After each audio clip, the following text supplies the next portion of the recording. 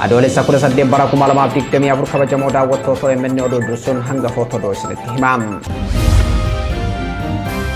Hoogganaa olaanaa daandii baaburaa Itiyoo Jibuutii ta'uun kan muudaman Injiinar Takkalaa Uumaa hojimaata walxaxaa fi malaamaltummaa dhaabbaticha keessatti dagaagee akka sirreessan abdii qabaachuu hojjettoonni dhaabbatichaa Oromiyaa Miidiyaa Neetworkitti himan. Daandiin qilleensa Itoophiyaa hojjettoota haaraa gartokkee yookaan paarti taayimiin qaxaruuf beeksisa baasee qormaatee 350 ol keessaa namoota 73 dhalattoota saba tokkoo qofa filachuun dabarsuu isaa ragaan sanadaa OMN keessoo dhaabbatichaatti argate mul'ise. Godina Salaalee aanaa dharraa gandoota adda addaa keessatti haleellaa humnoota finxaaliyyii faannoo itti fufee jiraachuu jiraattonni Oromiyaa Miidiyaa Neetworkitti himan. Jilli hooggantoota Koongirensii Federaalaa Oromoo kan Profeesar Mararaa Guddinaatiin durfamu hawaasa Oromoo Diyaaspooraa wajjin mari'achuuf qophii taasisaa jiraachuun ibsame. Komishiiniin marii biyyaalessaa ibsaarra baaseen hidhattoonni adeemsa marii biyyaalessaa keessatti hirmaachuuf fedhii yoo qabaatan nageenyi isaanii akka eegamu nama mirkaneessa jedhe. Hidhattoonni Tigraay hidhannoo akka hiikkataniif dursa humnoonni Amaaraa fi Eertiraa ba'uu qabu jedhan dura ta'an TPLF fi Dr. Dabratsiyoon Gabramikaa'el. Kabajamoo daawwattoota OMN kun hangafoota oduutiin guutuun oduu har'aaf qopheeffannetti aanee dhiyaata.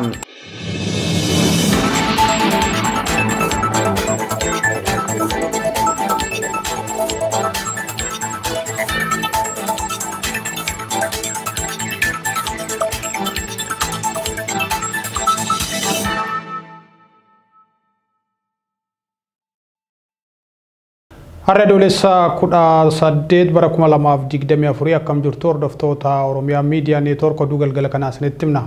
Hoogganaa olaanaa daandii baabura Itiyoo Jibuutii ta'uun kan muudaman Injiinar Takkalaa Uumaa hojimaata walxaxaa fi malaamaltummaa dhaabbaticha keessatti dagaagee akka sirreessan abdii qabaachuu hojjettoonni dhaabbatichaa OMN itti himan.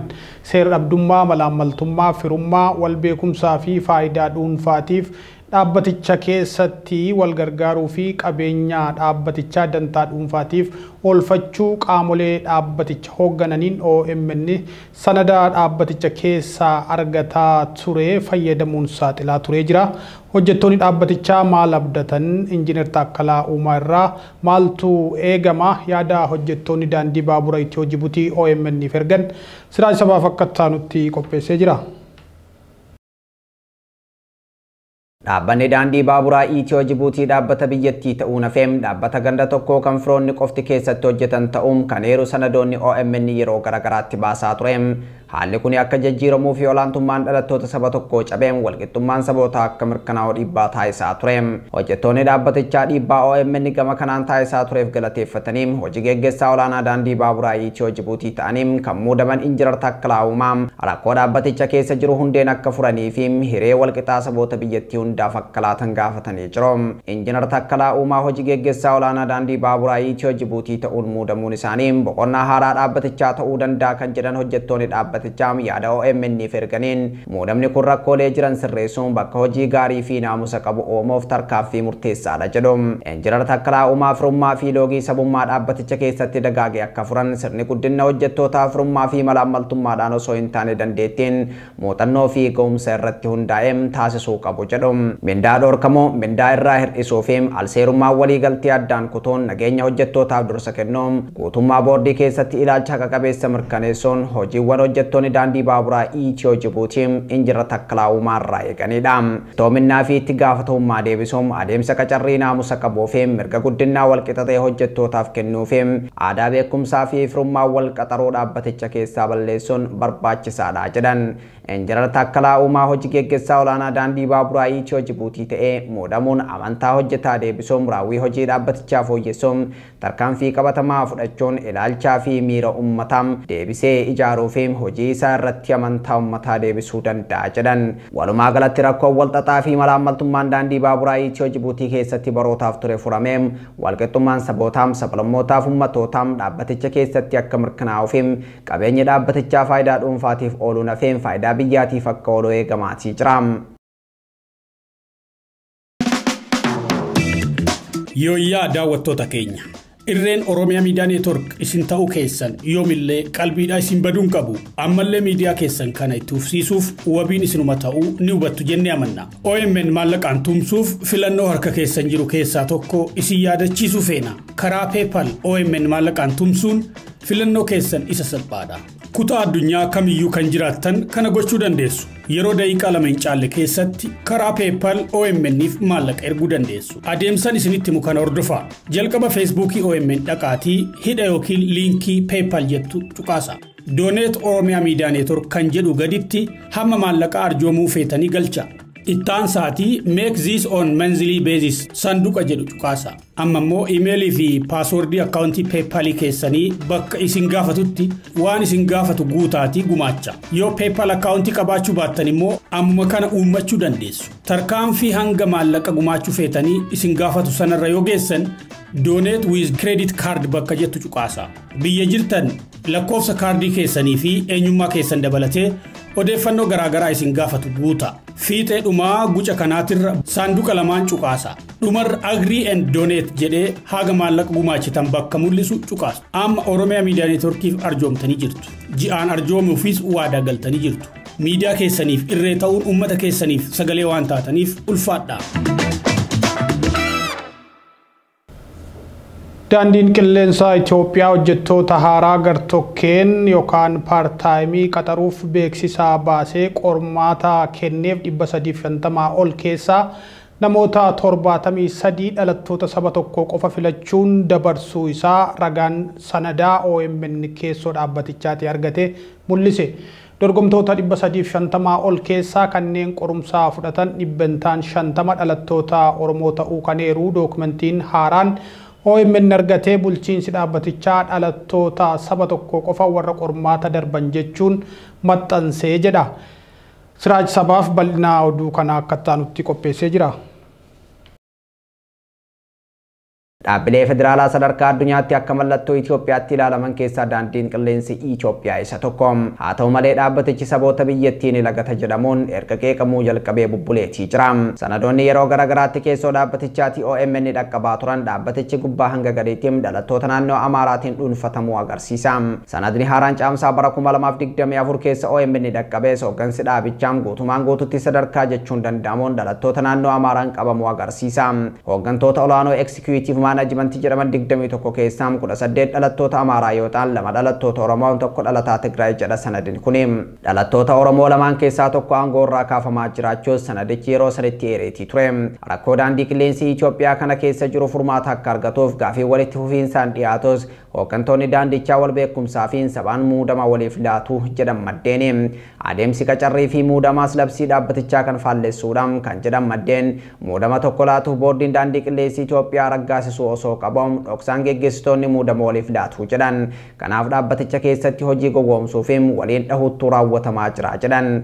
Tibba kana ammoo dhaabbaticha hojjettoota gartokkee yookaan paarti taayim qaxaroo beeksisa kan baase yoo ta'u namoonni hedduun galmaa'anii qorumsa ga'umsaa fudhachuu isaanii maddeen keessoo dhaabbatichaa OMN itti himan. Akka maddeen daandii qilleensa Itoophiyaa keessa jiran OMN itti himanitti namoota qormaata kana fudhachuuf galmaa'an keessaa 50 ol dhalattoota Oromooti.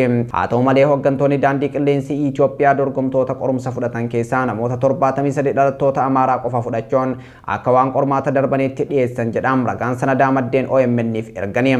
Gochi malaammaltummaa fi dhalattoota saba tokko qofa dhaabbaticha keessatti qaxaroo kun hammaatee itti fufee jira kan jedhuun sanadni kun dhaabbatichi yeroo qormaata qoruu waraqaa deebiif qophaa'e irratti maqaa keessan hin barreessinaa jechuun waraqaa biraa irratti barreessanii akka itti maxxansan akeekkachiisaa ture jedhan. Kun ammoo adeemsa qormaanni itti qoramuu miti jechuun jalqabuma irraayyuu maqaaf beeksisa baasanii dorgomtoota qoran malee namoota fudhachuu barbaadan qopheeffatanii jiru jechuun ibsa sanadichi.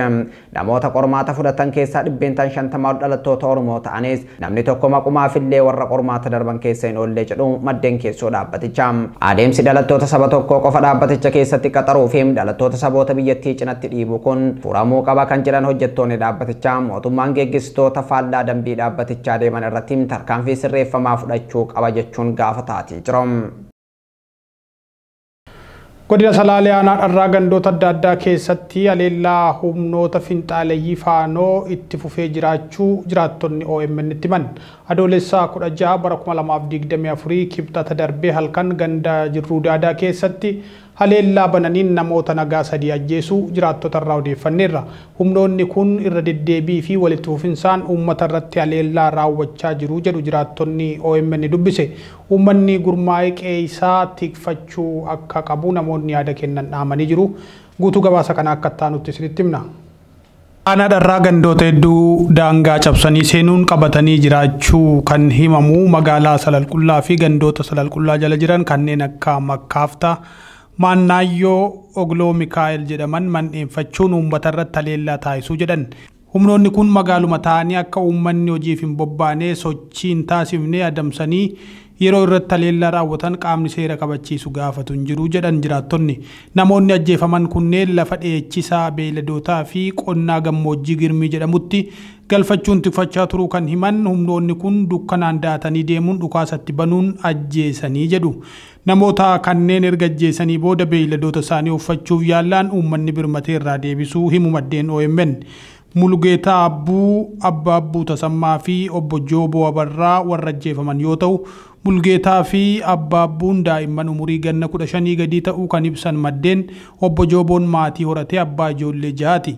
Humnoonni kun guyyaa guyyaan dhalattoota Oromoo adamsanii qabuun bakka hin beekamnetti fudhataa jiraachuu himu jiraattonni. Guyyootuma muraasa dura dargaggoo Indiris Geetoo Huseen jedhamu jiraataa ganda deenyuu wabeensoo kan ta'e ukkaamsanii fudhachuun bakki geessan hin beekamne jedhu. Dargaggoon kun nama gurraan hin dhageenyee fi dubbachuu hin dandeenyedha jedhan maddeen itti dhiyeenyaan isa beekan. Weerarrii haleellaa humnoonni finxaaleeyyii kun aanicha keessatti taasisaa jiran babal'achaatuma deemaa jira jedhu maddeen OMN.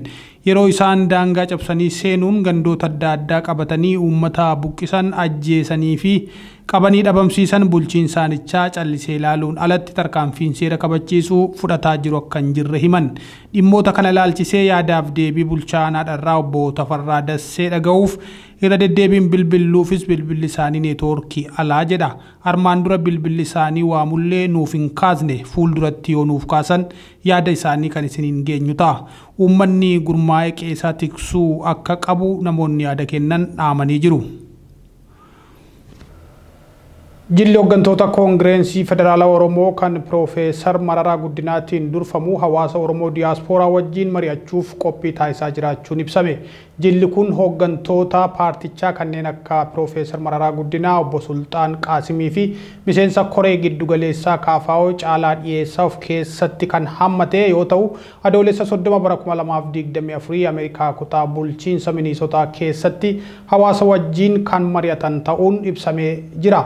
Hooggantoonni paartichaa dhimma Oromiyaa, dhimma Itoophiyaa fi gaanfa Afrikaa irratti hawaasa diyaaspooraa wajjin kan mari'atan ta'uunis ibsameetu jira.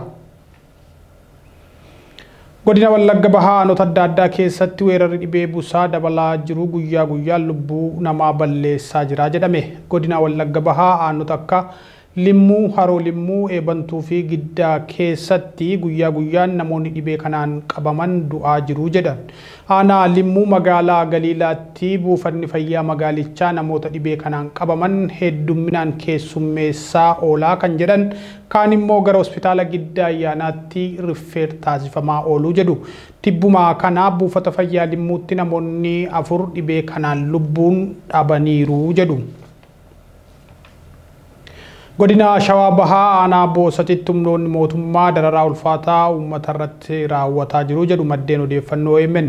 Aanaa Boosat gandaa Dongoree jedhamutti obbo Dinquu Baabsaa guyyaa 2 dura humnoota mootummaan ergaa qabamee guyyaa tokko booda gadi baasanii haala suukkanneessaan ajjeesanii jedhu. Qabata waraana bilisummaa Oromoo waliin hidhata qabdu jedhuun uummanni dararaa ulfaataa argaa jiraachuu himu. Komishinii marii biyyaalessaa ibsarra baaseen hidhattoonni adeemsa marii biyyaalessaa keessatti hirmaachuuf fedhii yoo qabaatan nageenyi isaanii akka eegamu nan mirkaneessaa jedhe. Marii biyyaalessaa bu'a qabeessa taasisuuf hirmaannaa qooda fudhattootaa murteessaa ta'uu komishinichi ibse. Itoophiyaa keessatti mariin biyyaalessaa gaggeeffamuuf hojiin eegalamee akka milkaa'uuf qooda fudhattoonni marii biyyaalessaa irratti gahee olaanaa qaban hirmaachuu akka qaban komishiniin marii biyyaalessaa ibsee jira. Komishinichi kana jedhus adeemsa hammattummaa fi walabummaa komishinii marii biyyaalessaa irratti qeeqni bal'aan ka'aa ture. Adda bilisummaa Oromoo, Koongireensii Federaalawaa Oromoo, dabalatee dhaabbileen siyaasaa ijoo biyyattii adeemsa hundeeffama komishinichaa fi hirmaachisummaa marii kanaa haqa qabeessa miti jechuun adeemsa marii kanarratti hirmaachuurraa of qusataniiru. Komishinarri komishinii marii biyyaalessaa Dr. Yoonaas Adaayee afgaaffii raadiyoo Shaggar waliin taasisaniin qooda fudhattoonni adeemsa marii keessatti gahee guddaa qabaachuu malan gurmaanii yaada dhiyeessuu yoo dhaban akkasumas gareewwan tokko tokko irratti hirmaachuuf eeyyamamoo yoo hin taane adeemsi marichaa bu'aa barbaadameen fiduu jedhan. Biyyoonni adeemsa marii kana keessa darban mariin taasisan bu'a qabeessa kan taaneef sababni guddaan tokko gareewwan adda addaa gidduutti wal madaalummaa dhabuu humnaa jiraachuu fi kanneen aangoo olaanaa qabanis humnaa isaaniitti fayyadamuun marii biyyaalessaa irratti dhiibbaa gochuuf yeroo yaalanidha jedhan. Komishinarri olaanaan komishinichaa Profeesar Masfiin Aarayaa torbee dhufuu Benishaangul Gumuz, Gambeellaa, Hararii fi Dirree Dhawaa adeemsa ajandaa walitti qabu akka eegaluu ibsan. Hayyoonni siyaasaa ammoo mariin biyyaalessaa Itoophiyaa yaalaa jirtu waraana federaalizimii sabdaneessaa irratti banamedha jedhu. Hidhattoonni Tigraay hidhannoo akka hiikkataniif dursaa humnoonni Amaaraa fi Eertiraa ba'uu qabu jedhan dura taa'aan TPLF Dabratsiyoon Gabre Mikaa'el. Hanga hidhattoonni Amaaraa fi Eertiraa naannoo Tigraay keessaa guutummaatti gadhiisanii bahanitti adeemsi hidhattoota Tigraay hidhannoo hiikkachiisuu hojiirra ooluu jedhan. Kana kan jedhan afgaaffii raadiyoo Faransaay France International waliin taasisan irratti adeemsa hidhannoo hiikkachiisuu guutummaatti hojiirra oolchuuf hidhattoonni Amaaraa fi Eertiraa naannicha gadhiisanii ba'uu qabu jedhaniiru.